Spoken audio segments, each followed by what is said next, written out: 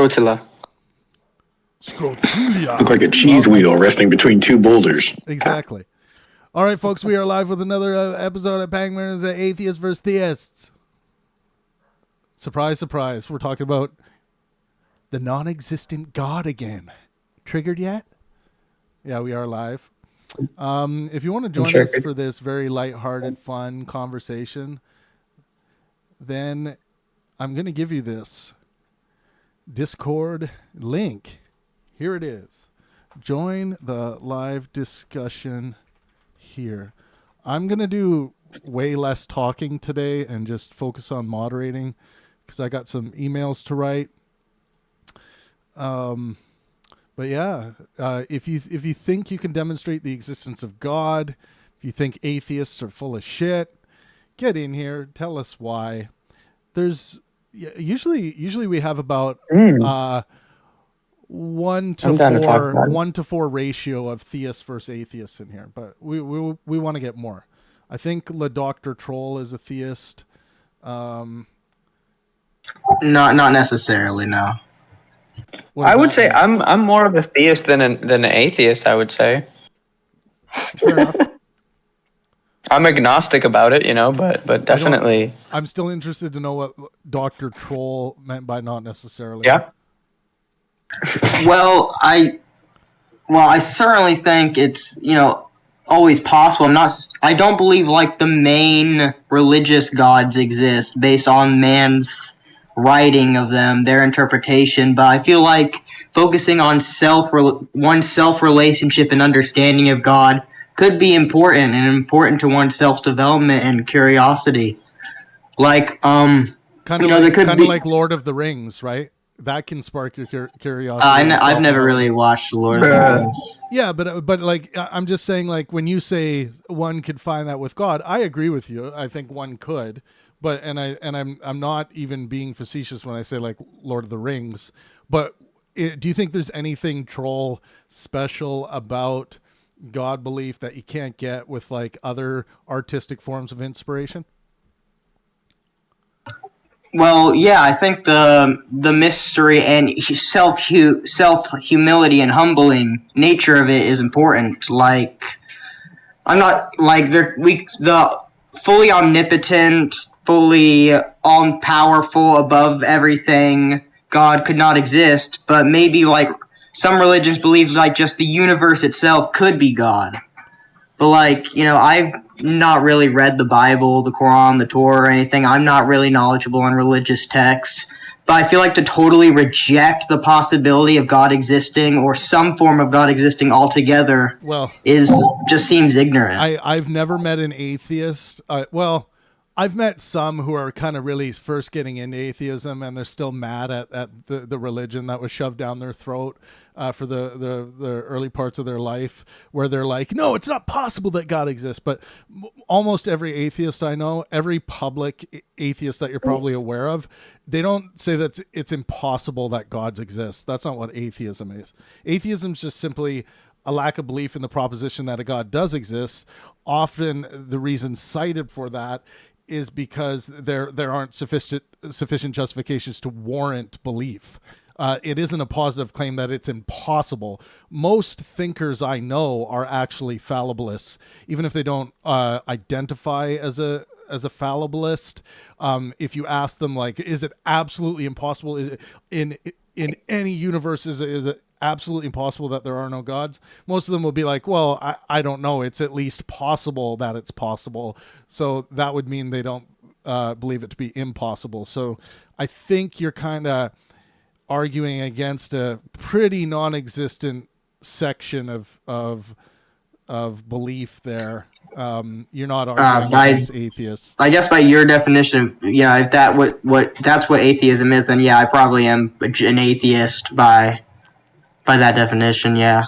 Cool. Yeah. Like I actually am a Gnostic theist. Like I'm fine defending that I know there are no gods as much as I know there's no Santa Claus, or like all of us in this room here should be able to, based on our own epistemological standards, confidently say that we know that Santa Claus does not exist. right? And we're not talking about as a concept. Like we all know Santa Claus exists as a concept, so it's a mind-dependent existence. But Travis, I still think that you have Santa Claus-like qualities. Well, I try to live by the doctrines of Santa Claus as much as I can. I try to work more than one night of the year, but not too much more than that. Are you making a list and checking it twice? I'm making a list of checking it twice, and I'm shipping it off to Destiny Stephen Bonnell right now to let me know who he's willing to have a debate with on stage. That's what's going on right now at Pangburn. I'm going to be sending him some more emails tonight. We've been going back and forth today while he was live streaming, but we're going to get some awesome bouts lined up, like big heavyweight intellectual matches lined up for Stephen Bonnell, because he's going to be making his Pangburn debut this year on our stages. So it's going to be a lot of fun. But everyone on YouTube right now, make sure you smash the like button. It takes one tiny millisecond to hit that like button. I'll love you forever if you just do that right now. I will send you cookies in the mail. I will do anything for you to touch that like button. But more importantly than that, join us on Discord. If you come and join our Discord community, it's a place where you can get good faith, helpful interactions with your ideas. And we talk about all kinds of different topics. You'll find that we're able to have lighthearted discussions about really heavy, difficult topics here. Everyone remains friends at the end of it for the most part. Sometimes we fall off the wagon or step over the line, but we try to keep things as helpful as we can. But today, we're just doing one of our classic Atheists Vs Theists episodes. I'm going to try not to speak too much today, which is hard for me sometimes, but I have a bunch of emails and stuff to do. But maybe, Thomas, do you want to talk a little bit about why you're an atheist? Sure. Well, I mean, the simple answer is that there is no logical argumentation, mathematical proof, or empirical evidence that there is such a God. If somebody just could even give me a logical argument followed up by a mathematical proof, that would help. But it really is the lack of any kind of evidence whatsoever, any kind of evidence at all. I mean, obviously, God seems like the world's longest hide and seek champ. Right. You know what I mean? The king of hide and seek. I never really completely believed in Christianity. I grew up Christian. I've read the Bible. I know quite a bit about all of Christianity, most of Christian, certain like sects and stuff. But it was never hardcore in my life, especially in my 14 and up years. But what led me to it is what led me to agnostic atheism is philosophy, understanding human psychology and the brain, and understanding what this physicalist world that we live in is, what physics are, what science is. All of that has helped me to understand that there may be some kind of something that we can call a God, but I'm not going to attempt to say that I have any idea what that thing might be. I do not hold a positive belief in a God, so technically I'm an atheist, but Gnosticism and agnosticism has to do with knowledge, and I just don't know in terms of an afterlife or in terms of a God. I have no idea. But that's where I basically stand. So I haven't convinced you into Gnostic atheism yet, Thomas, in the same way that you hold a lack of belief and know that Santa doesn't exist. Well, it's just because of modal propositions. You know what I mean? The fact that there may be some possible universe to where obviously an all-power, a Yahweh is not real. I can say that right now. To me and to reality, Yahweh just doesn't make any sense. The all-powerful, omnipotent, omniscient, omnipresent, all of that is self-contradictory and paradoxical. So like that Yahweh does not exist. Yeah, I do know that Yahweh to me exist. It's the way that it's depicted. I'll bite if you want. How do you know that Yahweh doesn't exist? Is there any proof that you have that definitively shows there cannot be a Yahweh? When I say I know, I'm not saying with 100% accuracy, right? I don't need knowledge to be 100%. So you're agnostic as to whether Yahweh exists. I if I'm being a philosopher, yeah, I have to say I'm agnostic towards pretty much anything, because if we're talking about the realm of possibility, anything's Even possible. Santa Claus. Sure, anything's possible. But Okay, good. Yeah. If I'm working within the realm of practicality and what we can know and what we can understand, I'm going to say that based on the omni properties and some of the other things attributed to God in the Old Testament, like there for a while he was one of multiple gods, and then he was the only God that was worshipped, and he has some contradictory stances in the Old Testament, and then in the New Testament he's talked about completely differently. So Well, I think a good explanation to that is that man is, the knowledge of man is flawed, but perhaps Yahweh, or God, or specifically Yahweh, might have intended for people to misunderstand him, or to on their own develop their understanding of reality through whatever the fuck, and so those contradictions might be very real, but might not be a part of God in a sense. sure. That guy would be an asshole and not worthy of worship. So Sure, yeah, but nonetheless, maybe the actual creator of everything. yeah, it might exist, right? It's just I'm almost certain they're not worthy of worship, but they might exist. Yeah, I would say if you're like basing your level of belief on something as, well, maybe that might be the case. Well, maybe might be the case that if I buy hot to a coin, that I'm going to make money. Most likely, I'm not. Right? Well, actually, I go on the most likely, right? Like, what's the most probable? What is the most likely outcome? To me, it seems more probable. How do you even begin to calculate likelihood when probability requires a denominator, right?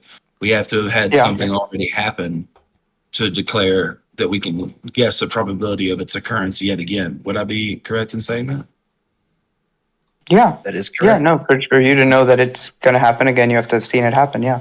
Yeah. So so probability doesn't really fall into it. It's more about what is maybe plausible, or what is maybe what's likely. Yeah. Yeah, I mean, I think we're all searching for what is most likely true. I don't think, if any philosopher says they're searching for absolute truth, I don't think that's a very good idea of how to go about it. Well, I'd want it. I don't know if we can get it, but surely, you don't think there's any way to get? Yeah. No, you're fine. We're always attempting to strive for perfection, but we're not. I don't think it's necessarily a fool's errand to hope for certainty. But at the same time, you have to realize that within the realm that we live, within the 100 or so years that we're on this earth, what certainty is most likely not going to be within our grasp within our lifetime. Right. In terms, you just have to come to terms with that as a human being in general. Now eventually one day, who knows? I mean, I have no idea, but at least for the moment. No, certainly. Yeah, for the moment. I mean, that's it. No, I'm with you. Yeah, that makes sense to me. Yeah. I mean, we can only use the best information that we have at the moment. And the reason why I said Yahweh I know he doesn't exist. One, I'm not saying 100% that he doesn't exist. I'm just saying the contradictory nature. Now, sometimes people will tell me, no, Thomas, the Yahweh was not attributed with these all-powerful aspects. That was added later in church tradition. Some of that's true, but then also in, like, I think in the Torah and other places, that there have been almighty attributes and things like that given to God. So, if that is what defines Yahweh, then that God cannot exist, because it is logically contradictory in every way. But now, I don't know. I mean, like, I don't want to talk this whole time. I'm not trying to talk the whole time, but Yahweh in the Old Testament. You're good. Yeah, Yahweh in the Old Testament is, I would say, like, there's always, like, with it in the scope of, like, new physics, there's always the view that there's something else, some new experiment that you have not yet, understood or paid attention to in the right way, that might upend every single thing you know, and actually the 1 is the 2 and the 2 is the 3, and and everything you thought was for certain is actually only for certain in a relative way, and it was all dependent on this other thing. And so in that regard, I'm always open for even what I know to be true to be disproven. Yeah. Yeah. I'm also a fallibilist.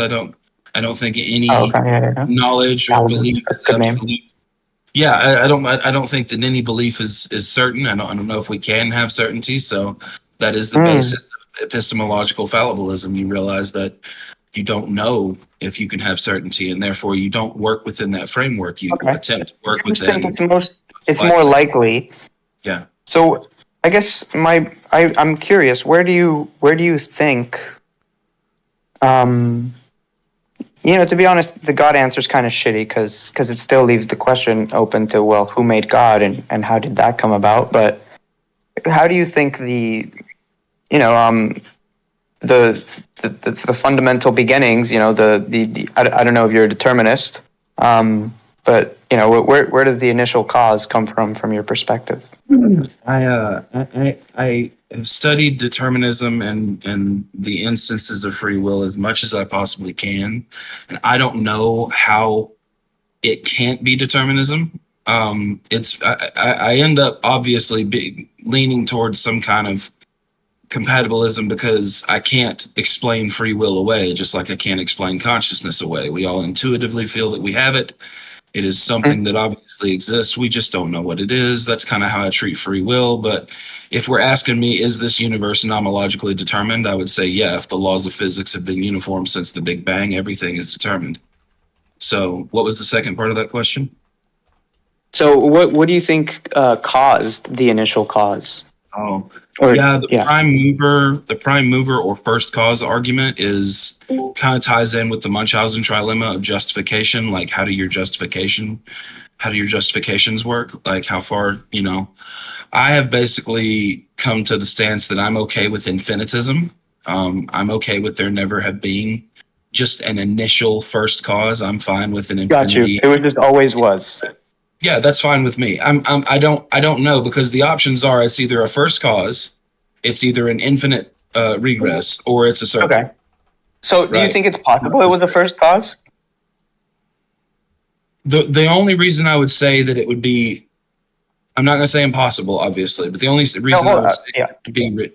reason I would say it would be ridiculous to have a first cause is because that cause would be uncaused, and that exactly, yeah. Yes. So it would have no justification in itself. It would just be a necessary point that someone has made and says, here's this necessary point. Everything flows from that contingently. Yeah, the someone even calls into question, like, everything is very abstract when you talk about the first in this sense. Well, that's where you get to infinite regression. Right. Well, I'm very curious on the infinity thing. I mean, I don't know. It feels unfathomable, or it's like a thing that I think about and I can't think of it. But because of that, I like, something pushes me away from it. Like, I don't want it to be that way. It might well have been that way. That makes as much sense as any other explanation. But it feels wrong that it was always there. I feel like everything there should have been something initially, You're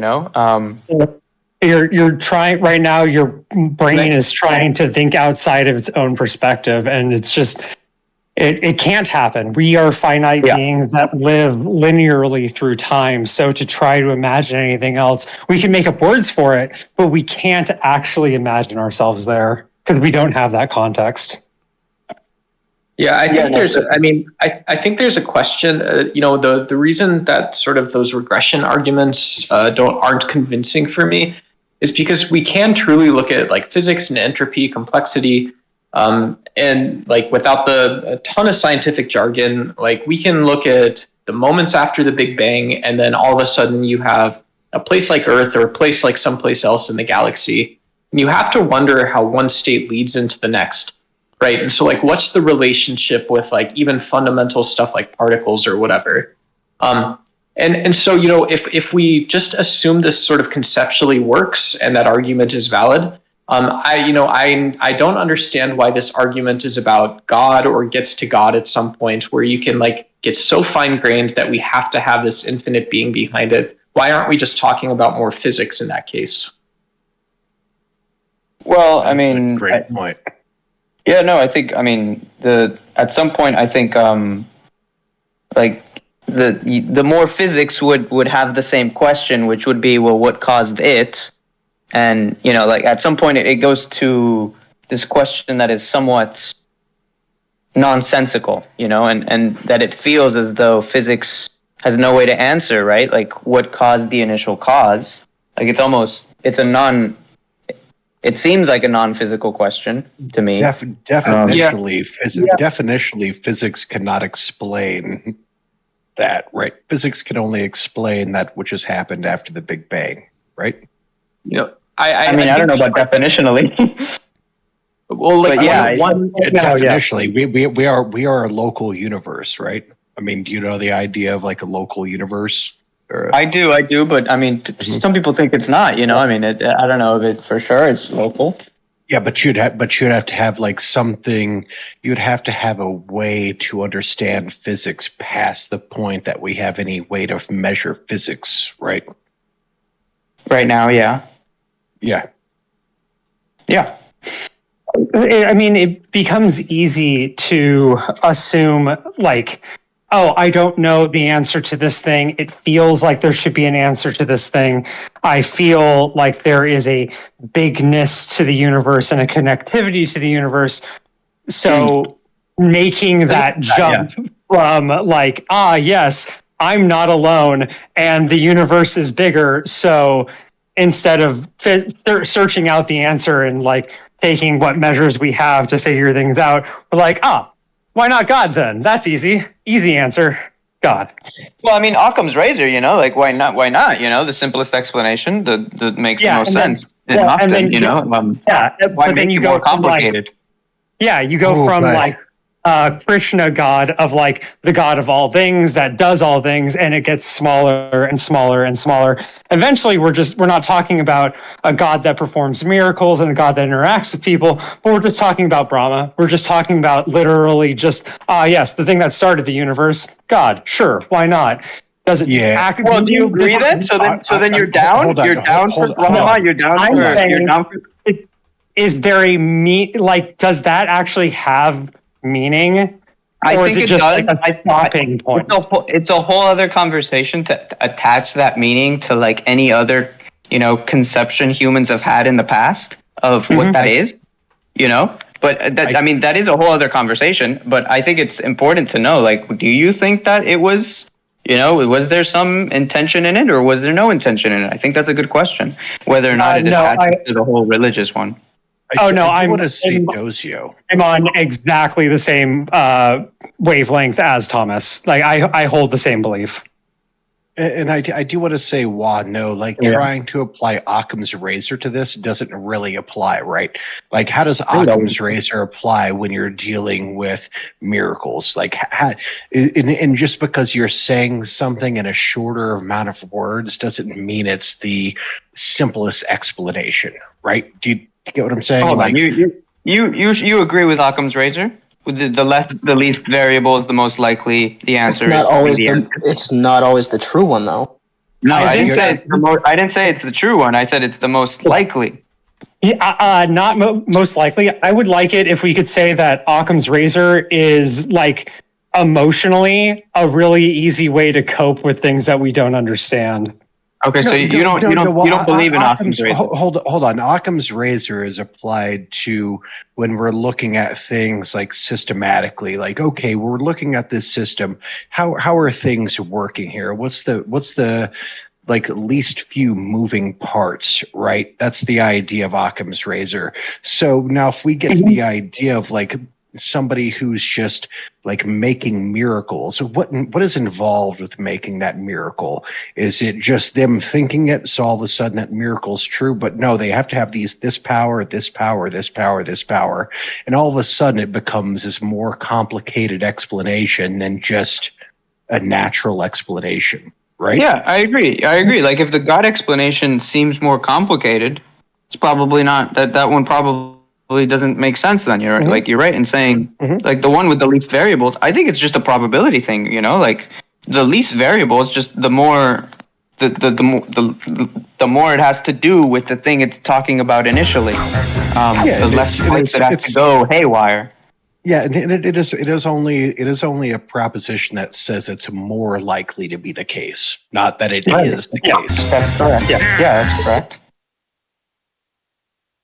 And I'm saying that Occam's razor is a really easy way for us to go, yes, this has only one thing. And so, man, instead of understanding more about that thing, it'd be way easier on my brain and on my just energy level today for me to believe that it's this very simple one thing answer. Yeah, just accept it. Yeah, Occam's razor is very comfy today.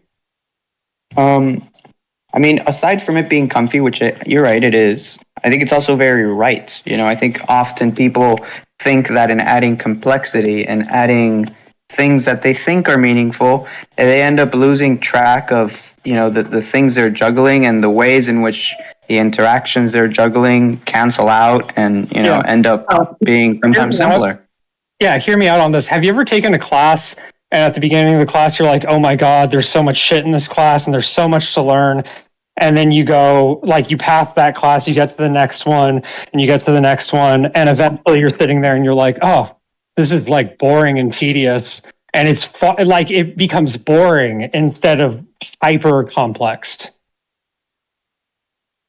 I've gotten used to things. Yeah. So what you thought was complicated turns out once you've experienced it enough times is no longer complicated.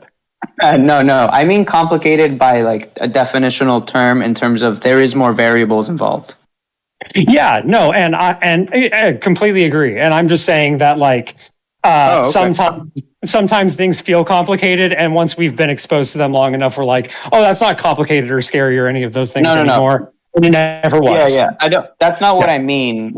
I don't. Maybe I'm misunderstanding. I don't think I am. But I think what Occam's razor kind of refers to is the idea that the more variables are involved, the more interactions there are in between those variables, and the more iterations of possibilities of solutions come from the more variables you give. And so just from a probability point of view, there's less answers, and therefore they'll be more likely in the sense that when there's less variables that you're accounting for.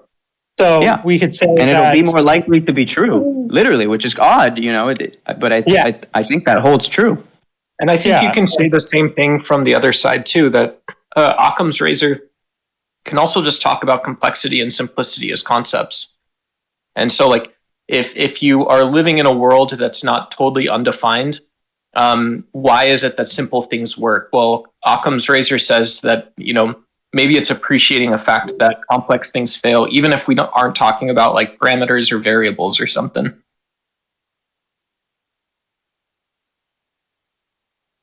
Yeah, I could say that the universe is that math just keeps mathing.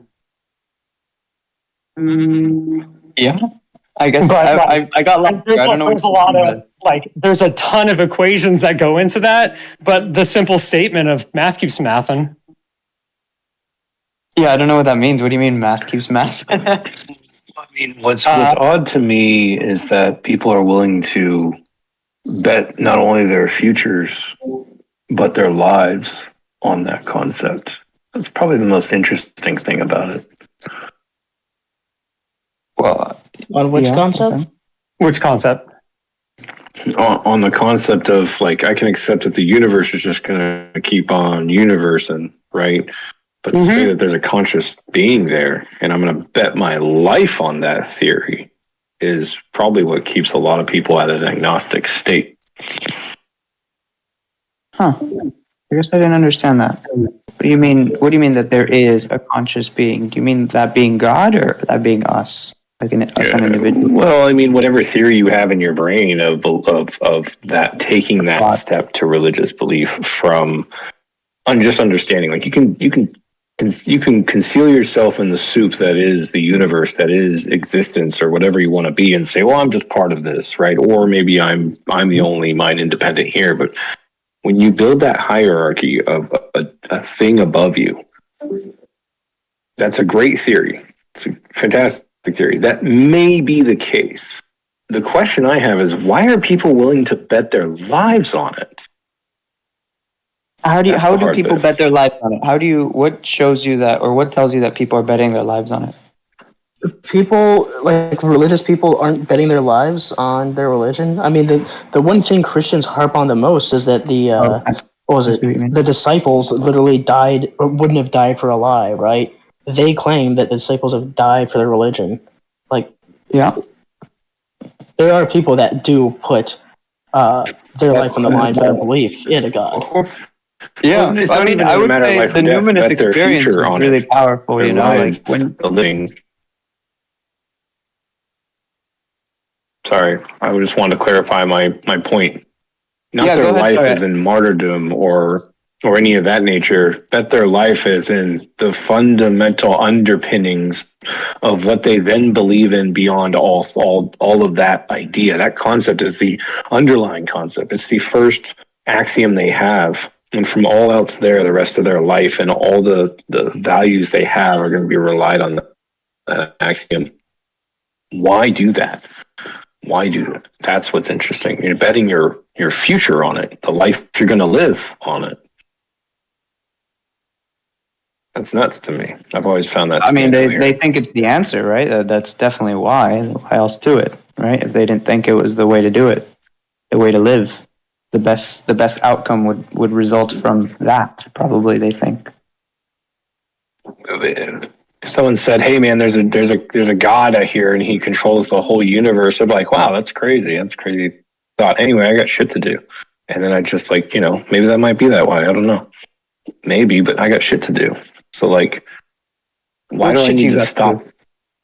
What should you got to do? I've got other things that I know are real and affecting me right now, other than that thought. And that thought is a fun thought to think about, but to think it to that serious of a level, is interesting to me.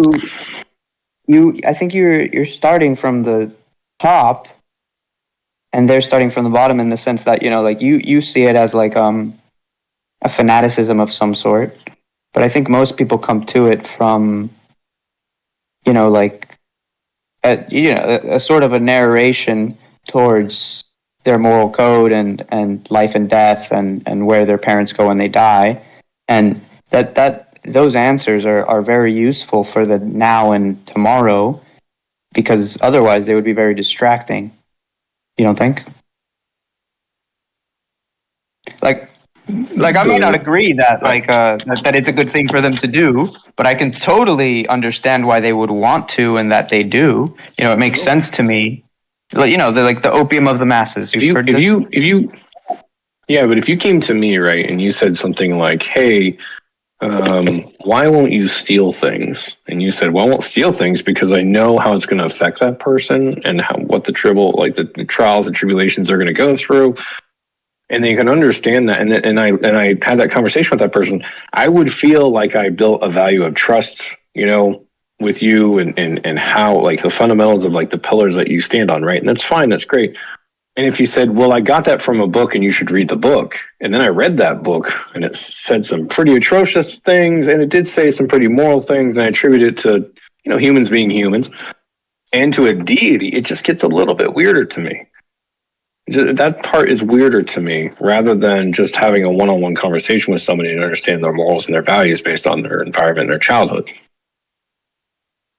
That's more constituted to me than religiosity. It scares me as religiosity. Yeah, but that doesn't have any weight behind it. Imagine I tell you, imagine you're just, I don't know, an Aboriginal, an ancient man, and I tell you, there's a big daddy in the sky, and if you do what he says, everything will turn out well, and if you really work hard and you go to sleep on time and you work when it seems like that work won't return you anything, you will do well, and that's what God says, and do it, otherwise you'll go to hell. that's like an extremely useful narration to give someone that has no concept of why it is that they should give up the now for the tomorrow, you know, because otherwise, why not just live a hedonistic, you know, life that has nothing to do with tomorrow? That's not what's going on, though. I would just like to elucidate that that's not what's going on. The theist will often use that as a threat, right? But like these theists are actually having their cake and eating it too. Like, yeah, the God's always watching, right? So they don't steal that bread, right? But there are other real world consequences that actually come into play, because when the theist thinks, oh, I really could get away with this, right? They normally do it, and then they just ask for forgiveness, right, from God. No, well, that's not. That's a misguided theist. Hold on, that's a fully misunderstood conception of theism. The actual theist would know and believe that there really is no getting away, and to repent truly would be to somehow agree with the idea that they shouldn't have done that, and to somehow chastise themselves for having done so, and blah blah blah. But you're also, hold on, if I could, I know there. Yeah. Well, if you ask me directly, I know you asked me directly. I just want to answer directly as well. Is to better round out your question is, I don't need a religious system to understand how to trust my fellow man. I clearly have my own system, and it works well. And whether you believe that or not is fine. But I'm telling you that I don't need a religious system, right, to trust somebody or to understand where their wisdom or their values come from, and so therefore I don't need it, and that's fine for me. And I will say one. Hey, I don't know what's happening, but someone's talking over. Let me just answer. You need to stop. Okay. Hey. Yeah. I don't know who's talking. I'm just gonna wait. Let's go to Buck Tuck. I gotta reply to you. And I know. Let's go to Buck Tuckford, and then we'll go to Docio, and then Wise. If that I just wanted to point out that it's a problem that you're making when you're saying that it has to be this thing, right? It has to be what thing? God damn it! Now I lost my track. I know it happens to me all the time. It'll come back. It'll come back. Let me just say my thing. I had it open in another tab. Okay. I thought people were talking over each other. I'm so sorry. I don't know what you. Okay, let me just reply to you, Graham. Fuck.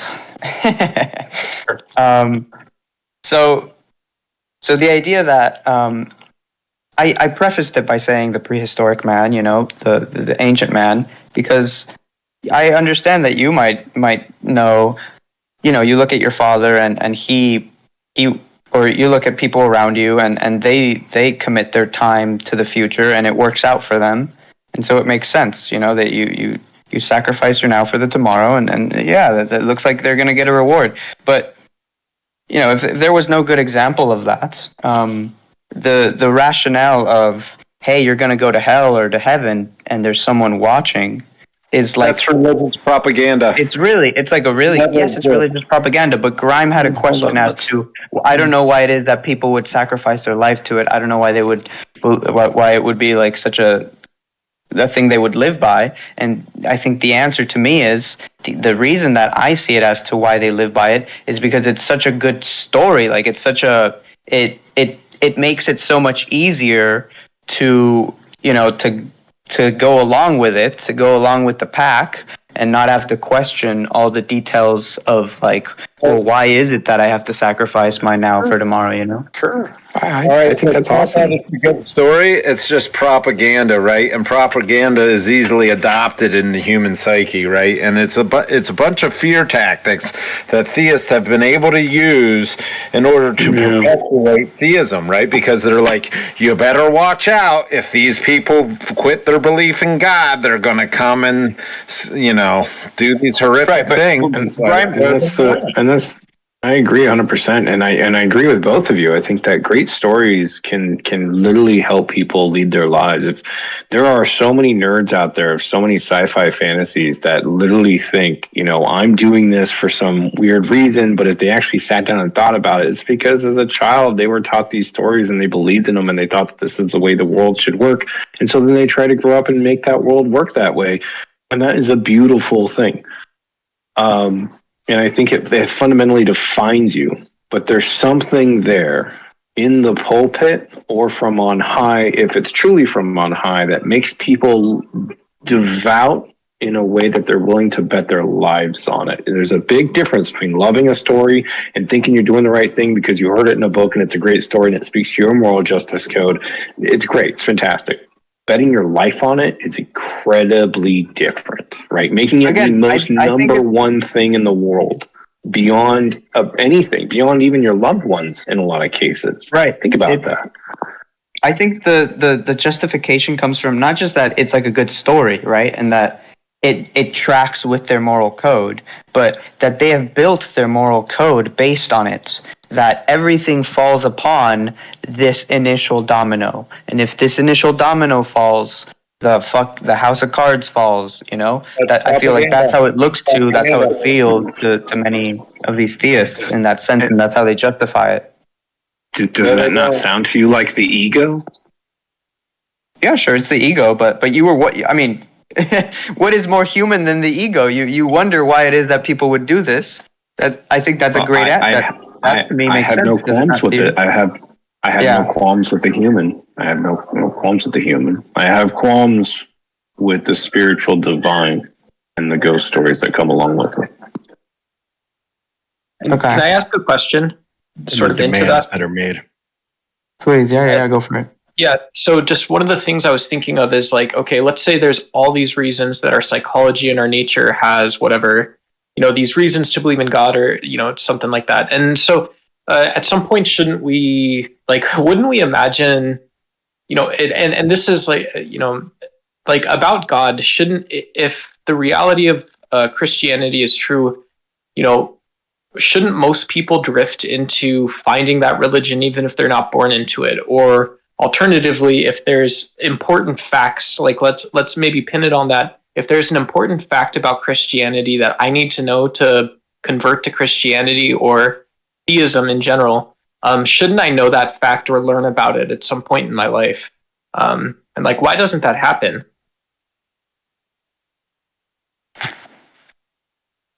Well, I point out your question is like, why is it that like Chinese people that never got to see Jesus Christ, why would they go to hell? That sort of a thing.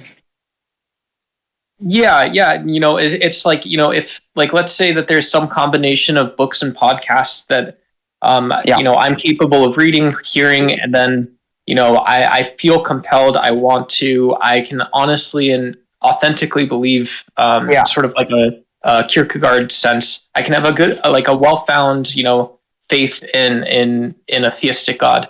And so like, where does that sit, or does it not exist? Like, so I would say that the typical theist idea of like why it is that, where does that come from, right? Is that you don't actually the holiness of the scripture isn't found in like the actual scripture, right? It doesn't matter the words. It doesn't matter like the stories in specific. What matters is like la moraleja. Every story has a moral, I guess. Is that what it's called? The moral of the story? And the moral of the story you experience if you're out alone in the forest, you have a narrative going on. There is good and evil in front of you going on as you have an aim towards certain things, and as like, you conceive of things as bad or good dependent on what your aim is, you have these conceptions that are synonymous to those religious, you see death, you see life, you see all those aspects, and the story kind of tells itself. And people have made it very explicit through these stories and poetries and illustrations. But really, there's a veil in front of everyone's eyes that prevents them from seeing it. They say that this is a very common terminology.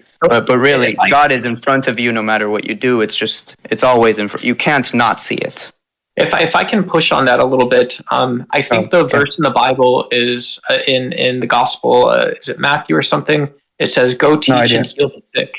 Go teach and heal the sick, and so like that doesn't seem like an instruction that says, go and inspire faith, it sounds like it quite literally is saying, go teach and heal the sick. It is saying that, yeah. Why would it have to say go teach? Yeah. Or, I'm sorry. I don't know. I misunderstood you. Sorry. You know, like I'm sure there's, you know, we can like I don't want to do dueling Bible verses because I don't honestly know all that much, but me neither. Don't worry about it. Yeah, it's just a general kind of view about it. I wasn't intending, and I don't think I did like throw a steak knife into it. I just don't understand why if I'm someone who I'm a person who socially and, you know, interpersonally deeply values like a, you know, faith in my beliefs, or I want that sort of process where I understand what I believe. And I don't see the position of theism supporting that. I enjoy that Christianity wants to have sort of that social justice component, but I see it ending there as well. You lost me there. You lost me. Social justice component. I guess what social justice component? What do you mean? Yeah, just like the Catholic notion of social justice of go teach and heal the sick. You know, like I don't know that. You don't like you know, what? Hold on. What is your point on the go teach and heal the sick? You made that point and you cut off a little when I was listening to you. I didn't actually hear your point on that. What did you mean by that? It seems if that fact is more important than the fact that we have to find justifications for, or, you know, whatever it is, we have to have this sort of epistemic room open where we can create justified true beliefs around religion. And then there's this, you know, this verse in the gospel that slaps, you know, to me, it slaps you in the face. And it tells you like, no, just go teach, heal the sick. It's all good, dude. All good, bro. And, you know, I'm sure there's more. As in, it's all good. You don't have to, what do you mean? It's all good. You don't have to do what? What do you mean? You know, like just what it means is the religion isn't important, right? Just like be a decent person. That's all. Okay. Yeah. Well, go teach. By that he's being very explicit in saying go teach the gospel. I'm sure he means. Yeah, that's what I mean. That's where theistic propaganda, but it could mean like teach them how to, you know, do something. No. Teach the gospel. Don't. If they say go teach a million times, and they never say go teach math. They never say go teach anything else other than the gospel. But a majority of the theists, right? The general theists, they got this deep belief, but they don't know the source material all that well, right? Well, to them it's preaching, right? Or to us it's preaching. To them it's teaching, and so we can probably find a middle ground if we all agree it's just preaching. Yeah, I think they call it preaching as well too. Indoctrination. Indoctrination. I'm going to call me back. I'll be back. But there are forms of indoctrination where you can isolate people for a few years and call like conditions. So communes and such. You can probably get anybody to believe anything in about 3 years. Oh, that's a cult shit. Yeah, that's about the psychology. It's interesting. Some people can radicalize somebody in 6 months, just depending on the conditions that they put them in. And the conditions aren't bad. The conditions are like friendly and give people purpose in a home. But a lot of times these people will spin these people into nefarious people and turn them against, other party members, can turn them against governments or other, churches, things like that. But psychology of these things. And I think that, as we understand the psychology of cult-like traditions, we find that they're in everybody. When I say cult-like and we mix things like religion or I would say even other institutions, even like government, there's still cult-like following. Think about your favorite sports team. There's cult-like following. So there is something innate in people that is hijacked, I believe, by the religious. And it doesn't determine whether a God is real or not, but what it does show is that people can use other people for good and for worse.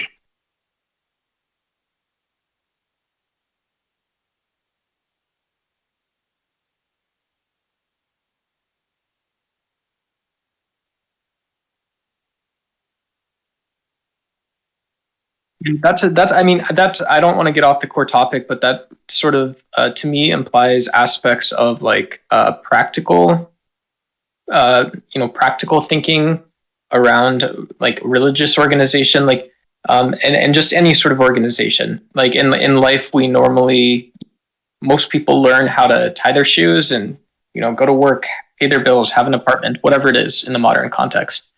And so like Sure. To me, it's people are something about our species finds purpose in helping each other, and without helping each other, we have really bad negative effects, like psychologically, even physically. And there's something about that helps a lot of institutions, including the religious ones, where literally help is all volunteer. It's one of the most humble things, right, at that point. So those who are willing to help the best or help the most can also find themselves in places like the religious institutions. But there is something innate in us that constantly congregates us and keeps us helping each other. Yeah. That's interesting. Those are sort of innate drives to almost, like find like a utility or whatever. That sounds like super rehearsed, but like, like when do people naturally think outside of the campfire or, think outside of, like if I'm a cave person and I imagine there's a small stream and I need that stream to be healthy, it's good for me. I have to also imagine that there's a larger stream somewhere else. Right. Whether it's good or bad, that's also a larger problem. It's the same thing. Now, one day someone convinces you that purpose, that innate being of you helping, is not correct and you must change your purpose. Unfortunately, if you do so, where are you if your purpose has defined you for so long? You will lose yourself. Are you willing to do that? And I don't think the ego is. I mean, is ego death what is required to remove someone from a non-religious atmosphere? I don't know. Yeah. But I would say there's some symmetries there. Yeah. In sort of like that sort of Freudian, like Freud and Jung, like thinking about the ego and the id, I think there's always this almost like base layer where the way that we relate to our surroundings, whether they're constructed or they're actual, in some ways that seems to sort of define what like a normal human cognition, normal functioning human cognition looks like. And so does that actually relate to beliefs? I don't know. That's like a lot to like bite off or chew. I don't know why it necessarily couldn't, but like, it's also saying that there might just be like some like subconscious or something sort of hidden. I don't know if that's somewhat accurate, like a subconscious or like there's this almost like impetus or drive towards belief, which at the very least is like common across all people. It's just housed in our surroundings. It lives there. I had to grab some dinner there. Has anyone demonstrated the existence of God yet? Or does anyone... yeah, we already proved it. We are literally almost there. It's just about to happen. It's always you just missed it. Did we just proved God? We're all done talking about it. We're exhausted. We just proved it. It's already done. Figure it out. And Buck did post a Ricky Bobby meme, so I just want to say that Ricky Bobby memes are probably pretty. They're inching. Well, Ricky Bobby does, in fact, demonstrate the existence of a creator. So I'm willing to take that as direct evidence. Sweet baby Jesus, he doesn't mean that really in faith. And sweet baby Jesus, don't come down on us with the righteous hammer exactly of God. Eagle Screech, you unmuted there. Do you have something that you want to add? Eagle Screech to the rescue. Caw-caw! That's not an eagle. Yeah. You got to do an eagle scream. Yeah. What about Galahad? Galahad, do you have anything to add here? No. I heard no, but I think it was in the background. Travis. Yo. What we were discussing is the common propaganda theists used to, perpetuate the theism. It's the fact that, without this core belief, right, people would just eat other people and stuff, right? And they would just steal and murder. But they're all other, and so they use that to propagate the theism. It's like a fear tactic that they use when there are other things in society that that people live by, like why they wouldn't do those behaviors, right? Whether it's like either intrinsically like that isn't who they are and would how they would like to conduct themselves, or there's actual real world consequences. So theists, they have their cake and they eat it too. They say that they're doing it for God, but they're actually, you know, also doing it for other obvious reasons. Yeah, Buddhism alone destroys that theory or that proposition. Buddhism is almost all of Buddhism is an atheist religion. You don't need to believe in any kind of divine God or creator in order to accurately follow the religion and get the full experience out of the religion. So it's very easy to debunk any kind of bull crap like that. So we have a huge audience on YouTube tonight. I don't know what's going on with the algorithm. I appreciate it, but there's a bunch of you in the room. Make sure you guys smash that like button. We have 160 likes. If we can get up to 200 likes, I'll take my shirt off. I'm not kidding. Maybe I'm kidding. But thank you everyone for being here. So yeah, if you want to, Imp Man, of course you can come on. There's the link right there to join our Discord server. It would be great to hear from some theists. Usually we have quite a few theists in the Discord here that are chomping at the bit to argue with us hellbound atheists, but there doesn't seem to be many today. So Chosen Soldier maybe is a theist. Yeah, theism is on the decline. That's why, Travis. Well, I think it really is. I'm gonna give the proper requirements to some new people who just joined, just to make sure we can. Oh, what's up, Travis? Oh yeah, I'm playing Call of Duty. Oh, it's mini Jangles. Jangles, that's right. Oh, yeah, okay. I'm playing Call of Duty. No worries. Yeah, Christ is king. Christ is king of what? King of the universe. How do you know? The Holy Spirit told me. How did he tell you? I'm sorry if these questions seem I had simple-minded. a schizophrenic experience, and I came to the conclusion that Christ is king. Simple as that. Is it possible that experience you had was a mind-dependent experience, in that it just happened in your mind? It could have been your imagination. Is that even possible? Not possible.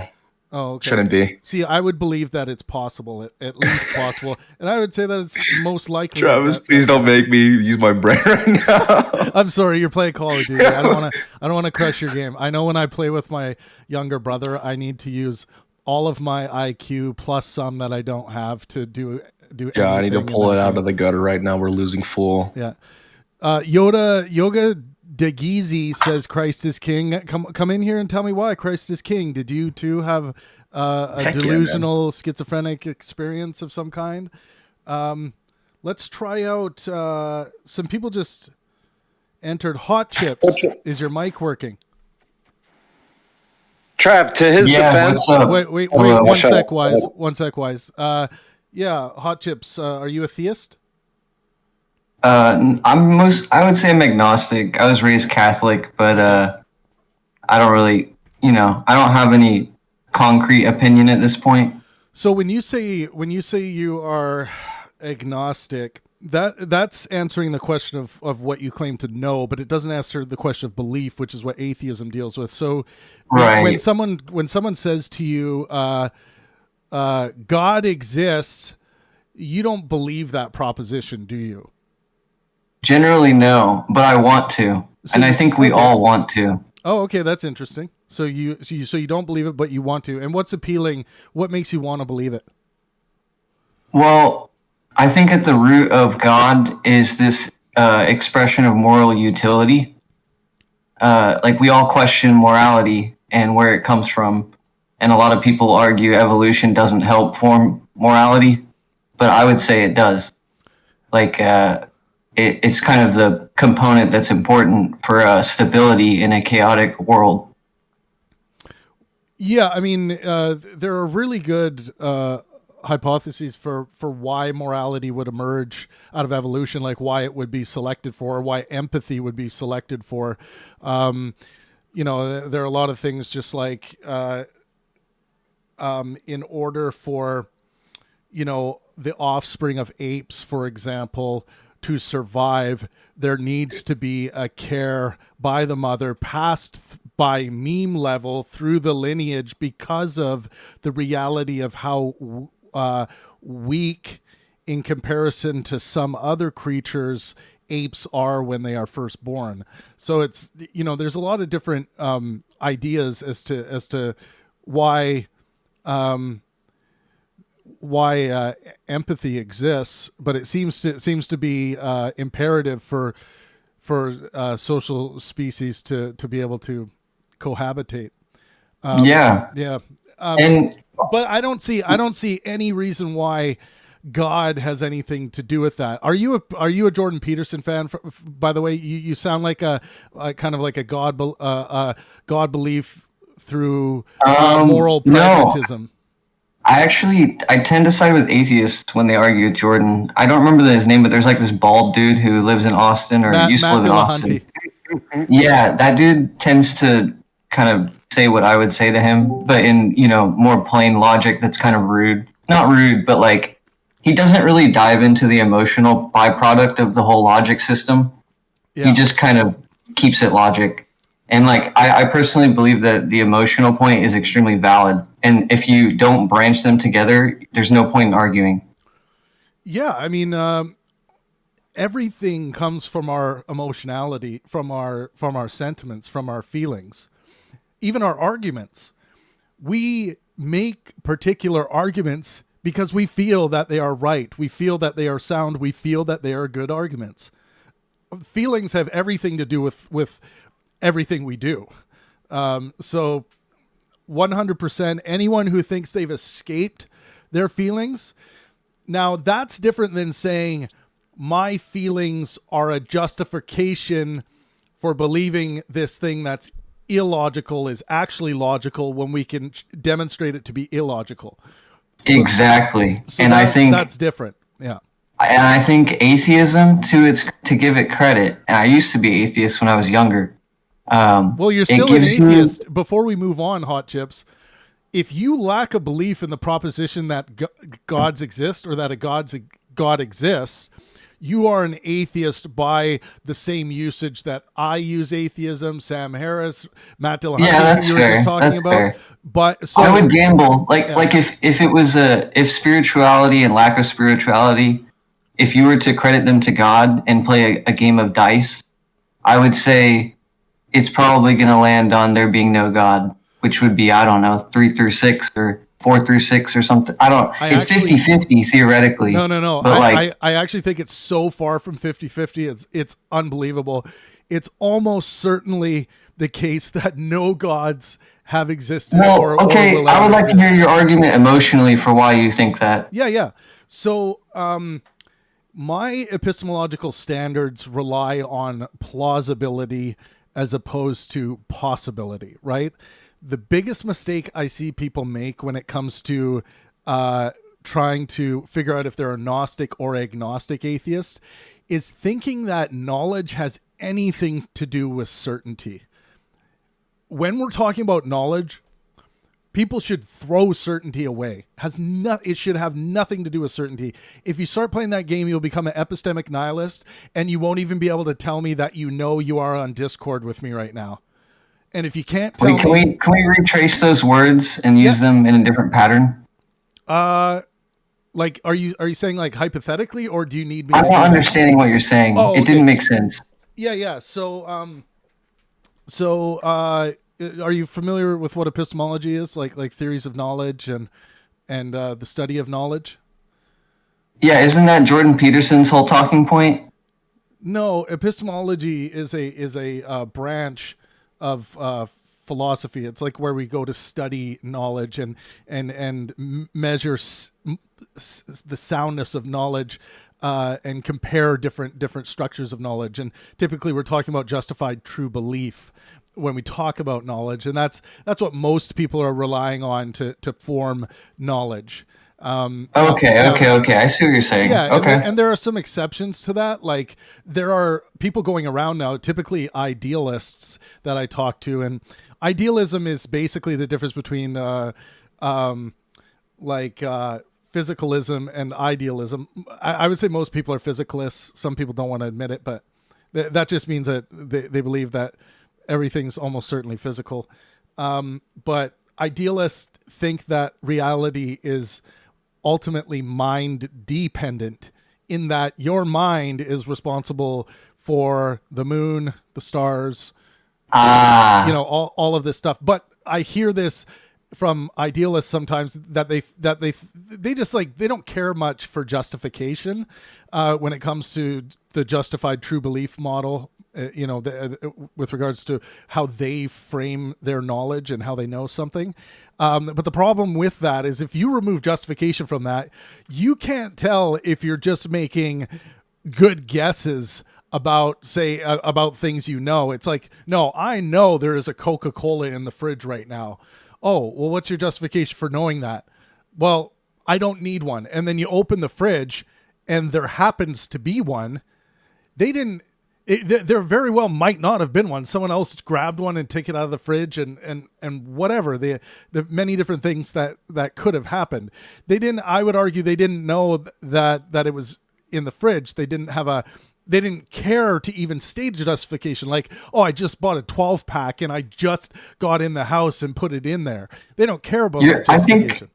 I think it's curious because you're kind of getting into, I don't know how to word this. You're getting into privilege. There's a lot of privilege to life that goes executed unmeasurably and often neutral. People think they understand the coordinates of life and its patterns, and in a way they help form the patterns.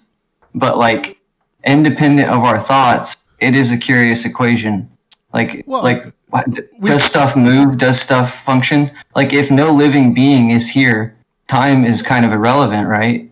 So it's like, if no living being is here, I mean, time isn't. Well, does it exist? I mean, the fourth plane. Okay, sorry. I know I'm kind of going on a tangent here. But what I'm trying to get at is like the human condition is kind of like, it's the expression of a new infinity where we're not anything new, but the infinity of life where it just keeps re-existing, I think is kind of a new concept, and it's limited to the fourth dimension. How do you know we're not anything new? Well, okay. You said earlier, what was that theory? How like everything just comes from material stuff? Well, physicalism states, if you're a fallibilist like me, your relationship to physicalism is that it's almost certainly the case that reality is physical. That everything is physical. Okay. Everything. Well, I don't disagree with that. Okay. But like, the physical world relies on a bunch of invisible infinities that exist at the levels that we can identify, like the the first plane of existence, the second plane, the third plane, first D, 2D, 3D. Yeah, we can identify those infinities. Like, we broke them down into atoms, molecules, cells. Yeah, so those are conceptualizations of the mind abstracted from the consistent relation of reality, which is what we do. Well, we can't escape that variable. How are we going to escape that, bro? Like, we're human. Yeah, no. I'm not saying we can escape, what our brain does, what our mind is. I'm not saying we can necessarily escape that. But how would you? So everything we're talking about, let's try to bring it back to God. Everything we just talked about. It seems like you have this desire to want to believe in God. And the argument you gave sound like it was by reason of moral pragmatism. Am I getting that wrong? Can I explain? Yeah, go ahead. So I'm currently a fiction writer. I'm not going to promote my book. I haven't even finished it. Go ahead, throw it out there. We have 1,000. No, it doesn't even exist yet. Oh, okay. To be honest. Yeah. But a big portion of it, I was inspired by the laws of entropy. I I started looking into them. I studied economics in school. Yep. And I'm kind of a failed businessman, so to speak. But I love to write, and I started looking into the laws of entropy and like the universe, the quantum rip, the quantum tear, all the black matter, dark matter shit, energy. Yeah. And I thought about it. It's kind of simple. It's a huge distribution of positive and negative infinities, and they're battling. And like the way I see it, the human condition is just a very tangible metaphor for the universe's struggle. And there's potentially a bunch of universes fighting each other. And we might just be part of that. And like, my theory is that at an organic level, we do have a 1-to-1 ratio with our surrounding, and that 1-to-1 we can't read. So like, in theory, like, have you heard of Horton Hears a Who, that Dr. Seuss story? Yeah. The Whoville people are just a little microplanet on a speck that exists on a planet that Horton like carries around and shows all the people, and no one believes him, right? Yeah. But the little like kids in the story want to believe him, and by the end of it, you know, before they drop him in a cauldron and kill him and kill all of Whoville, the little like kangaroo in the pouch of the mother hears the Who's, and they get saved as a result, and everyone celebrates, and Horton's back, welcomed in the kingdom of, you know, mammals and whatever. The point is that I feel like we are Whoville, and if we don't maintain a moral integrity, our universe will have no reason to hear us. And what's your justification for feeling that we are Whoville? That's a good question. Well, when you observe the scale of the universe, it's kind of hard to avoid. No, it's easy. You don't have to presuppose any of that Whoville stuff. You could just look at what we have, modeled so far in physics. Like, we've gone as far as quantum mechanics. We got the quarks, we got the leptons laid out, we got the gauge boson force carriers. We got it all laid out. We've accounted for the four fundamental forces: gravity, electromagnetism, strong, weak nuclear force. We've done a lot of things to map out reality as it's made itself known to us through our sense making apparatus. So we have a lot of this mapped out. You can always play the God of the Gaps game and say, outside of what we have so far, that's where there's something godly or mysterious or unknown or something watching in on us or something like that. We can all do that with and hypothesize and throw things out there. But I caution against that. We don't need to do that. We can place bets on that stuff. But I think we should realize we're placing bets. Go ahead, Nate. I appreciate that rationale. And I think when you open that door, it becomes much more probable that you will start placing bets. And I think a lot of people equate that to spirituality. In its own right, it is. You're placing a bet on a belief. And I think that's totally normal. Yeah, well, and we should validate it. Well, Blaise Pascal would agree with you. I'm going to go to Nate, and then I want to get some of these new people who just joined. Go ahead. Yeah, Nate. For sure. I appreciate the time. It was nice chatting with thanks. you. It's fun. Hot Chips. Glad all of you guys are here. We have conversations going on like this all the time. Everyone who's live right now on YouTube, smash that like button. Let's try to get it up to 200 likes. That would be fantastic. Don't worry, I won't take my shirt off. I was just very excited that we have a nice big audience tonight. So we'll try to get to a lot of the new voices that are in the room here. But go ahead, Nate.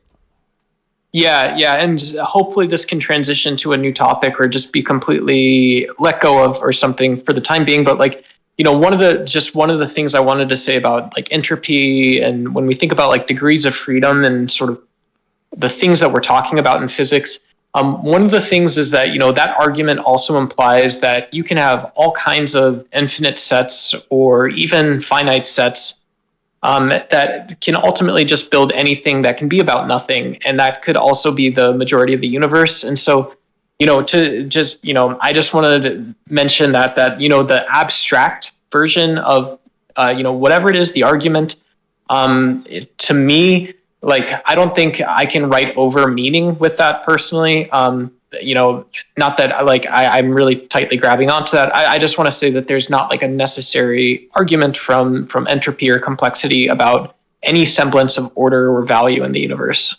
Well, yeah, I would say value for sure. I can see why we could say, okay, there's something orderly based on our grand model of things thus far about entropy and how it fits into the modeling. But I get what you're saying. I think it's a mistake to bring value into that. Let's go to Diz Monkey. Diz, how goes it? It goes well. I just had a question about. This is something I've wrestled with. I was raised, not born. I was actually born a pastor's kid. Oh, okay. Wow. And I around 16, 17, I started. I mean, I had the Holy Spirit and everything, and then 16, 17, started questioning things pretty deeply, and then college changed my mind, etc. And I got a chance to see Hitchens before he passed away at a town hall meeting. Amazing. And read his book and totally turned my life around as far as not thinking. And so I've read Harris, and I've read. I still need to get to the God delusion. I'm behind, but. I did have a question. You guys were talking about a big question is the question about morality, and a big thing that theists throw out is the idea that we're all just the idea that there's an objective morality versus a relativistic morality, and the fact that just because we've evolved to some sort of consensus on what is good today, good for the tribe, good for the individual, good for the family. If we have evolved to a certain space, 100,000 years from now, and we look back and we say those people were barbaric, just like we do with when we look at ancient Rome, or we look at some of the questionable moral things that happened in those times. I just had a question, like, how do we deal with that sort of? Yeah. I don't know if it's an argument, but question, and I'm here to listen. Yeah. Well, I'll give you my answer to this, and it is true that theists often want to act as though they have the object of morality, the thing by which they can measure objective morality. And my response to them is I'm not convinced of that, because typically what they try to hand me as their justification for believing that is a piece of scripture that was written down by human beings who claimed to be divinely inspired, or were claimed by others to be divinely inspired. And they say, well, this is from God. This is the object of morality. This is right. I just don't find that convincing based on my current epistemological standards. So that being said, I think the Christians are doing exactly what me as an atheist is doing when it comes to morality. Ultimately, my feelings are dictating what I think is good, bad, right, and wrong in the world. And that thing inside me, which would include things like my empathy drive, allows me to be altruistic. It allows me to, even if I don't know, even if I'm traveling on the other side of the world, I know nobody around me, but I see an old woman struggling with her bag and struggling to get on the bus she's waiting for. I have this drive within me to go and help her. This need, this feeling that if I don't do it, it's going to haunt me in my sleep tonight. I need to go help her. So like this right there, that feeling, that empathy drive is a huge reason why I think we try to get better at being better and get more good at being good, trying to be more right than wrong. So there's that with regards to gene level. And now we also have the meme level. Meme level being all the things that we come into contact with in our experience that influence how we feel. That would include with what you learn from your parents, what you learn from your life experiences. So there's a meme level and gene level element to this. Now, so like if a Christian says like, no, I have the object of morality, it's just like, well, I'm not convinced that you've demonstrated that, but you as an atheist or as a secular person need to learn how to articulate what's going on with regards to your own moral calculus. And I'll give you guys mine as quickly as I can. So I look out into the world and I try to find some fundamental things that I think are good and right. So a couple of the fundamental presuppositions that inform my moral foundation go like this: life is preferential to death, and health is preferential to sickness. There's nothing objectively right, wrong, good, or bad about this, but I just feel strongly that life is preferential to death. We ought to want to live instead of die and be healthy instead of sick. One of the reasons why I think life is preferential to death, or at least highly valuable, is because it seems like, before I was alive, I was essentially in the same state of death before that for a seemingly infinite amount of time. And I'm going to return to that state very shortly, very quickly, when I eventually do die, which is a seemingly infinite amount of time. So that alone, the amount of time involved there, should signal to me that there is something special and unique about being alive. So a few of these thoughts, a few of these pontifications have led me to life is preferential to death, and not only that, but health is preferential to sickness. Living a sick life, living a life where you're constantly ill, and this can lead you to be agnostic about whether life is preferential to death or not. So I think health is a big part of this. So those two fundamental presuppositions lead me to want to have a model of something that deals with the things that are going to give me the best chance of being alive instead of dead and being healthy instead of sick. And that's where the model of well-being is abstracted. And this is the same model that Sam Harris uses, Richard Dawkins, although I don't think he can articulate it, Matt Dillahunty, and many others who are moral well-beingists.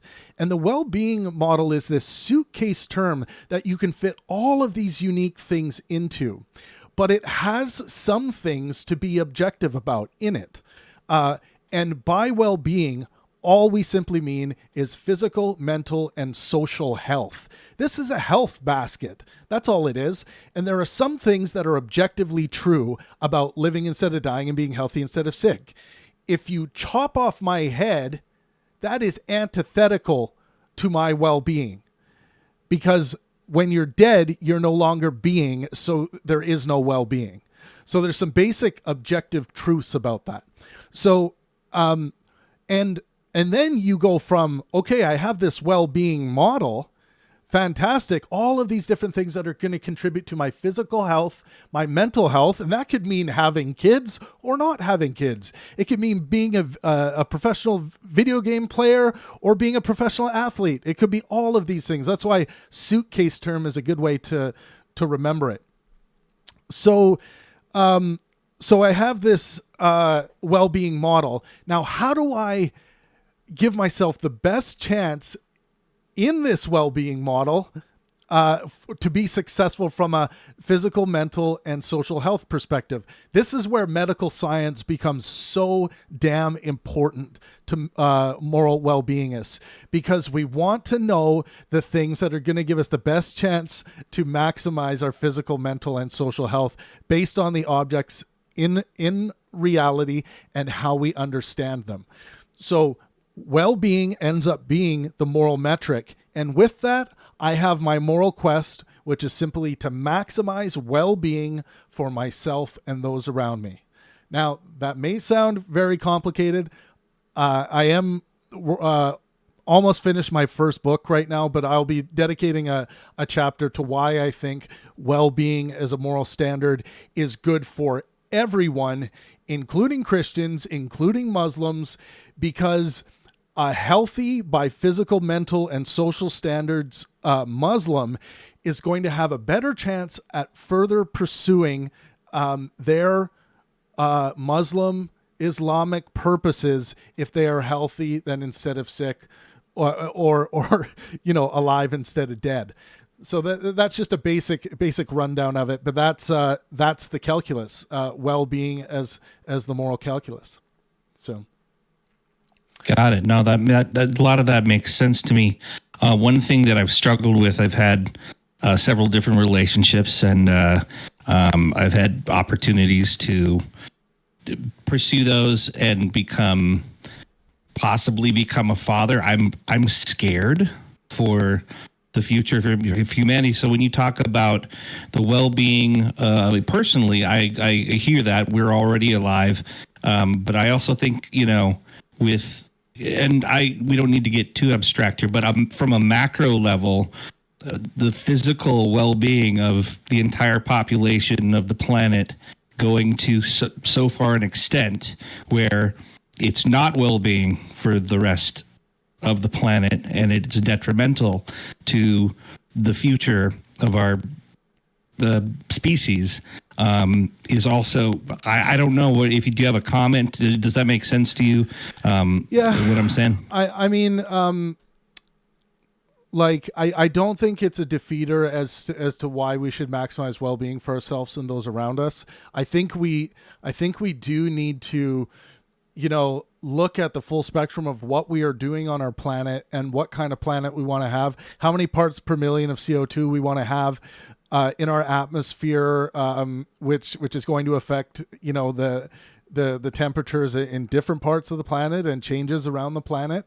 That's a conversation that needs to happen. So all of these things that could affect our physical, mental, and social health are important conversations to have. So, but I think the goal still should be to maximize and what's an amazing thing?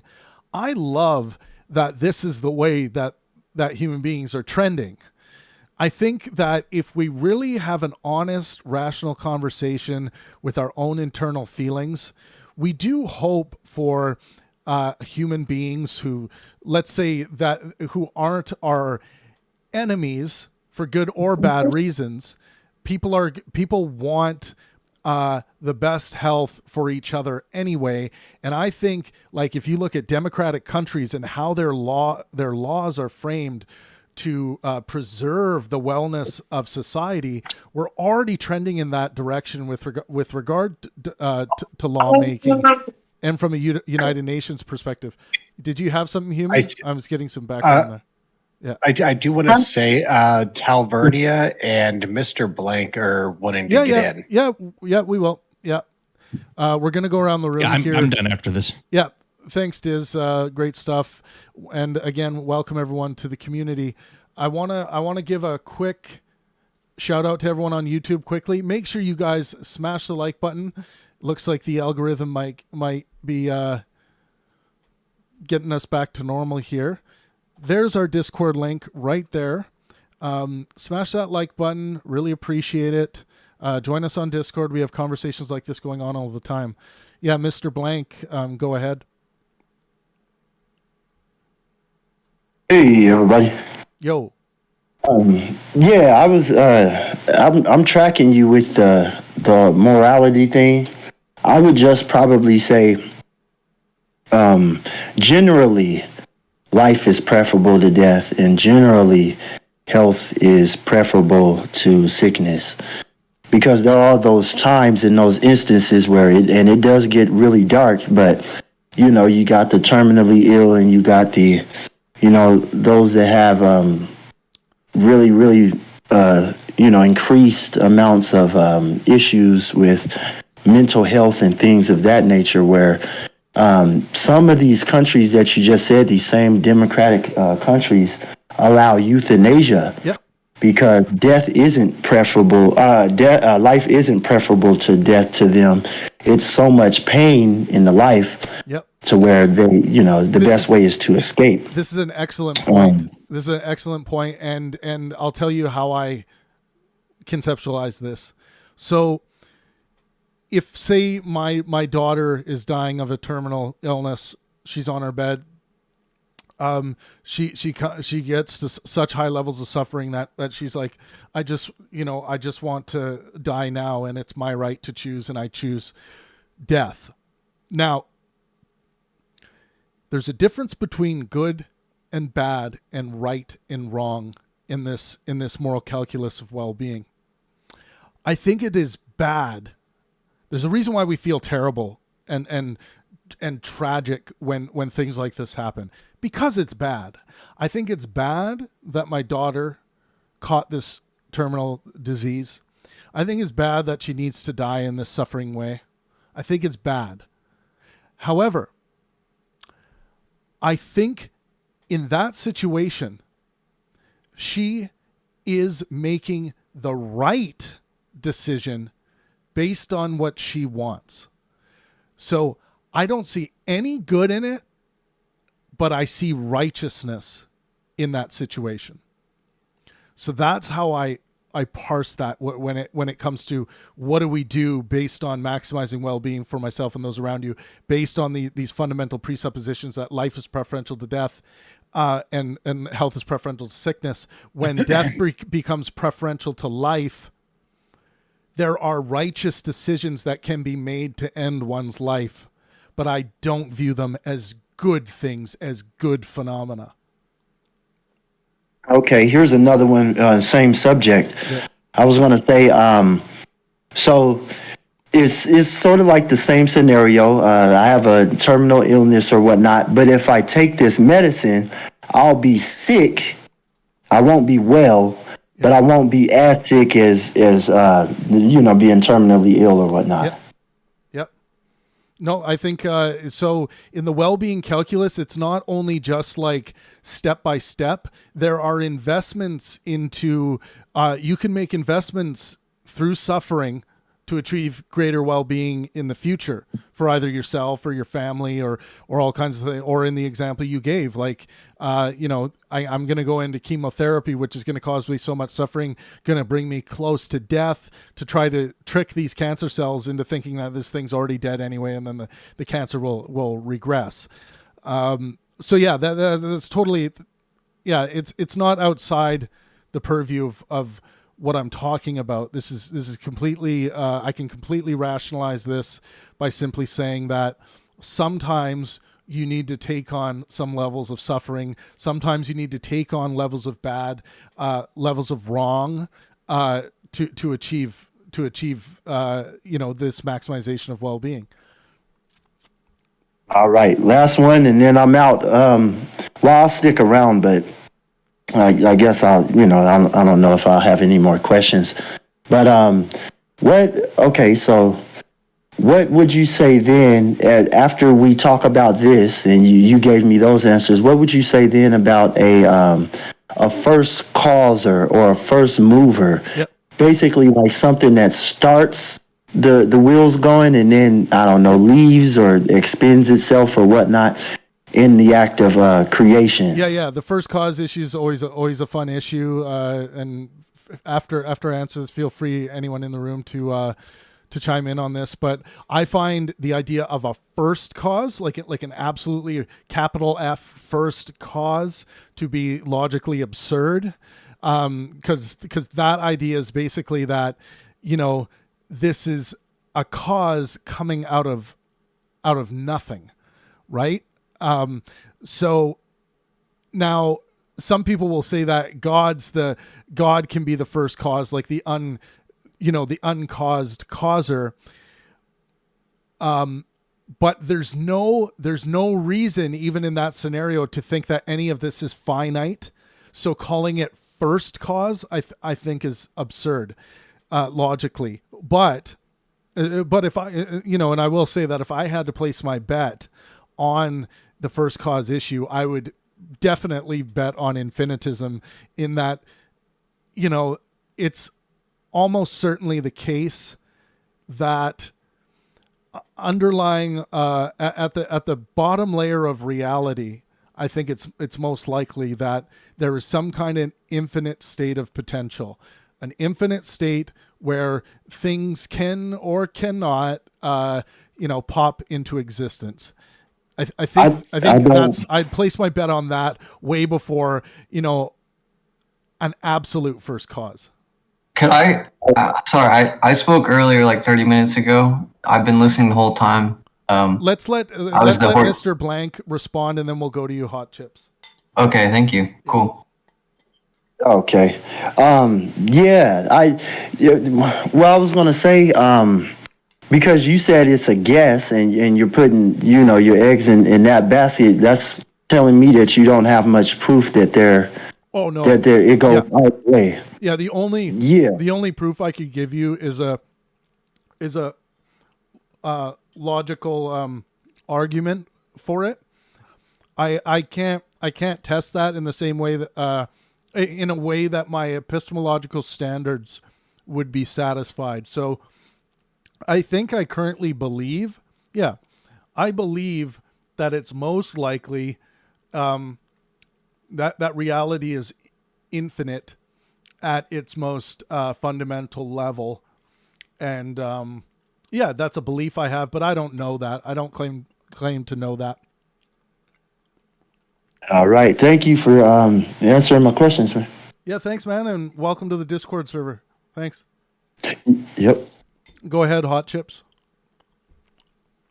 So what he touched on, or the first moving theory or whatever, I love thinking about that philosophically. I didn't know there was like a term for it, but it makes complete sense to me that it's a paradox among many paradoxes we can acknowledge in the realm we exist in, right?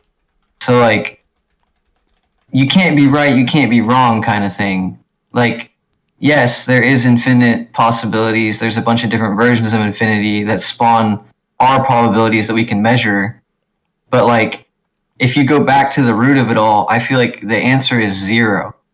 Like, it took mathematicians like thousands of years to even be able to come up with zero as a term in math. So like, it's a fascinating number to begin with. But when you source it, it means nothing, right? That zero directly translates to absence of things. Yeah. And so like, I think the source code for infinity is a bunch of branches of fucked up zero. Is like it's a weird way of looking at it, I know, but like in a quantified realm, there would be infinite potential with nowhere to go. And then in an unquantifiable realm, there would be infinite room with no potential. And so kind of like watching the sand trickle from one half of the time thing to the other half, there's like this quantum experience where energy and lack of energy kind of like cohabitate. Yeah, I think. And like, yeah, I mean, it's getting really esoteric, and there's a lot of different things you're stacking there. So yeah, when you say like things like quantum experience, what do you mean by that? Like measurable experience. Like the whole quantum equations are theoretical measurements of experience. Like the way we understand it is that they're snapshots of reality. Well, and it's can I say something on that? Yeah. Quickly. Yeah. So just my understanding of what sort of quantum mechanics says is that like, look, when physics goes out and looks for particles, and by particles, just again, the context is the smallest thing that we can sort of imagine. The sort of result that we get is that a particle, so like basically something that's like a tennis ball located anywhere in your room, tells us a probability of where it's going to be. But that is only about particles, right? That's only about what we might observe if we set up particle detectors, or as we try and understand how, whatever they're called, different fundamental particles like pass through the earth or something like that, right? And so, when we talk about like infinity in this, there's sort of the sheer cliff where if we put what a particle is and what quantum mechanics actually says about probabilities in particles, that's on top of the cliff, and science does that. We can speak coherently about it. What sort of falls off is that like, hey, maybe it is infinity. It could be multiple forms of infinity, different forms of math or something that goes on the other side of it. But we just don't really know. It could also just be there's not anything else there. Well, I do want to say Talverdia has been trying to get in. We're getting a bit off topic. Okay, I'll mute. Sorry, I just love the topic. This is the stuff no one wants to talk about in my life. We can do a quantum mechanics topic soon on here because usually we don't do it on the public stage because it's not a very popular thing because a lot of knowledge is required to talk coherently about quantum mechanics. But can I do a 30-second closing point? Because I think I can tie it together and why. Let's do it. Let's do it after. I want to give. Okay. Yeah. Let's give Talvernia a shot here, and hopefully it's on topic about God, atheist versus theist. But go ahead, Talvernia. Thanks for letting me speak. Yeah. I just had like a 30-second comment. Sure. And it was about physics, but that's all right. Go ahead. Are you sure? Yeah, go ahead. Yeah. So, one thing I just really quickly wanted to say was earlier when you were talking to Hot Chips, you mentioned that like we have like pretty much everything figured out. Like we know like the 4 fundamental forces and all the particles and all that. And to be fair, we do. But I said we have a lot. I said we have a lot figured out. Not pretty much everything. Yeah. Yeah. Okay. I just wanted to throw in added context for that. That 96% of the universe is dark matter, and we don't know what that is. But dark energy and dark matter. Yeah, dark energy and dark matter. Yeah. But that's not even what I wanted to say. I'm sorry. I don't even know why I mentioned that just now. But I just was curious if you knew what Boltzmann brain theory was. Oh, Boltzmann brain theory. Oh, Thomas is muted right now. No, I can't recall it. No, so I don't know it. No. So, do you have a pencil and a pen on you? If I could just suggest a 5-minute video for you to watch off stream, Travis. Well, I actually let me do this. Can we watch it together? That'd be kind of tight. So the Boltzmann, let me do a quick rundown of this if we're going to talk about this for a second. The Boltzmann brain theory is a philosophical concept rooted in statistical mathematics and cosmology. It arises from discussions about entropy, the nature of the universe, and the likelihood of conscious observers existing in the cosmos. The basics, entropy and statistical mechanics. Ludwig Boltzmann, 19th century physicist, proposed that the universe's tendency towards increasing entropy disorder could be understood statistically. Boltzmann suggested that in an eternal or sufficiently vast universe, random fluctuations could occasionally lead to localized decrease in entropy, creating ordered systems.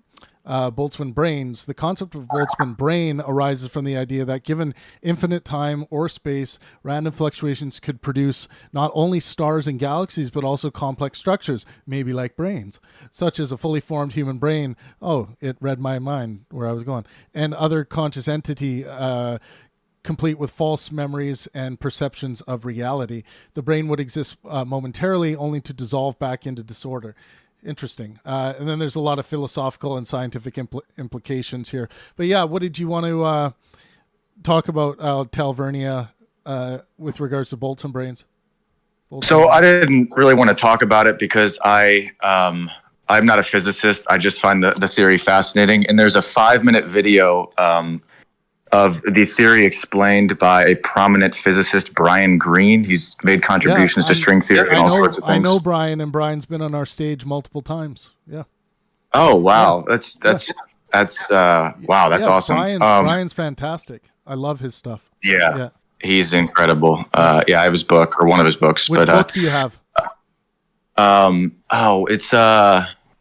It's The Fabric of the Cosmos. I highly suggest, if you haven't got The Elegant Universe yet, very, very, very excellent book. It's been a long time, but he gets into superstrings and hidden dimensions in this book. The Elegant Universe, excellent book. Yeah, if you search Brian Greene Boltzmann brain on YouTube, just click on the 5-minute one. It's on Chris Williamson's podcast, and it's just a 5-minute clip from the podcast, and it's incredible. One quick note on that. Chris is great, by the way. I like Chris. Yeah. Yeah, he's nice. Yeah. Ludwig Boltzmann actually didn't come up with the theory. Physicists of more recent years, using his statistical mechanics, came up with it. Let's see here. it's attributing it to. Oh yeah, it arises from his idea. Yeah. Okay, yeah, cool. Yeah. Yeah, that's cool. And was there anything else you wanted to say about it, Talvernia? Or No, I just was curious if you knew about it, and was hoping you would look into it in your free time. yeah, I mean, I will for sure. And Thomas here, who's muted, I know we've talked about it before, but I think it was quite some time ago, so I'll have to do a refresher on that because it does sound interesting.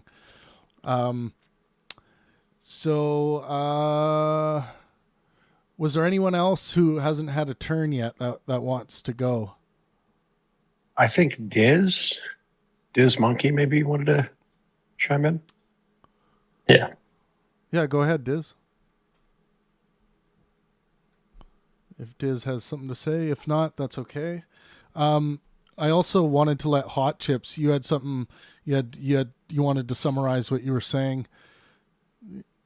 Yeah. Yeah, go ahead. Well, it's so weird because I didn't know about this Boltzmann brain theory, but that's pretty much what I was proposing, right? I mean, it's along the line of thought of what I was saying. I don't know. It's fascinating. And I think ultimately it's irresponsible to reject the integrity and the utility of a human brain. Like, we are important by nature of the laws of our world. We have so much utility. We have so much discipline and lack of discipline, so much disorder and order. We perfectly accept the conditions of this world. Why should we not be tinkerers of it? And why do you? Oh, sorry, I was muted through that whole thing. No, that's all right. Hot Chips. So, and why do you value these things? You just listed some things about humanity that you value. Are you saying that this is intrinsic value, that we can find evidence for why human beings have this objective value, or are you just laying out your value claims? Well, I think we both know the answer to that question. I'm not Jesus Christ. I can't prove to you that things can change in an instant. I can't change the material world. I can't change minds because they should be, like, you know what I mean? Like, there's a lot of integrity to this world that is extremely infuriating. And I think a lot of people who struggle see it more clearly. Struggle isn't necessarily bad. A lot of what we paint as negative is actually a discipline that will gain for you in the long run. Especially culturally in the world we live in now. Like, earlier, this monkey had a statement about, like, he doesn't want to, raise a family in the future of this world. He's worried about it. He's like, he has every right to believe that. In fact, it's pretty logical. But, like, emotionally, if you think you can be a compelling feature, why wouldn't you extend yourself? Yeah, well, that's how I feel. Yeah, logic, it's like we should always extend ourselves if we feel like we have utility. Logic isn't going to tell you whether you should have kids or not. This is outside of logic. Yeah, exactly. But so I think existence itself isn't really logical, right? Like, we can't explain the logic of existence. I mean, I think we're opening up a big can of worms there. With regards to logic, like we've made observations through our sense-making apparatus that there's a consistent relation of reality, and from that consistent relation of reality, we've abstracted logic and mathematics and they don't not exist and ways of knowing. Yeah, I know, but I'm saying, like, I would say it's a mistake to claim that things, like, if there's a gap in knowledge, I think the wisest thing to claim about that gap in knowledge is that there's a gap in knowledge, not to adopt a positive belief of what could possibly fill that gap as though that is the case. Does that make sense? Yeah, I would admit my capacity to reason in this world is systemically designed through gaming. Like, I'm a huge gamer. Cool. Like, my whole life I've been a competitive gamer. Nice. Like, before I even got a real job after college, all I did was play video games. Hey, and so, like, gaming's a real job too, man. Yeah, for sure. For sure. But I love the integrity of an even playing field. where you can manipulate the outcome dependent on your rationale and your intelligence. I think that's the sophisticated element, like League of Legends is a good example. As infuriating of a gaming as it is, the economy that you manage among 9 other players crucially is determined by your integrities. And it's like, we want that in the real world, but it's hard to find. So a lot of us turn to games. Cool. So, well, I like the way you think, Hot Chips, and I'm glad you found this server. So we are going to wrap the stream up here, folks. We have all of these different off-air voice channels that you are more than welcome to use. After we're done with our live shows, there's always lots of conversations happening in the off-air voice channels. You're welcome to stay on, and more people will join. Not everyone joins us for the live shows on our Discord server, but do explore the server. We also have the Pangburn Library, which is our ongoing text chats and text contributions. Feel free to share your own content there, ask questions, get into conversations, and very importantly, make sure you review the server rules. In this server, you must always engage in good faith, helpful discourse with everyone else. So everyone on YouTube, thank you for being here. We had a huge jump in the algorithm today, which is fantastic. And a lot of you have been chatting a lot, and I really appreciate all the comments and everything. Make sure you guys are joined. Make sure you join our Discord server so that you don't miss out on the opportunities to have conversations when we're not live here on YouTube. But make sure you're subscribed. Drop a like on the way out. We didn't quite get to 200 likes, but we reached 181. That's fantastic. And we will we'll catch you next time. We'll be live again soon. Thanks, everyone. Hopefully you have to take off your shirt next time. Yeah, exactly. That would be fantastic.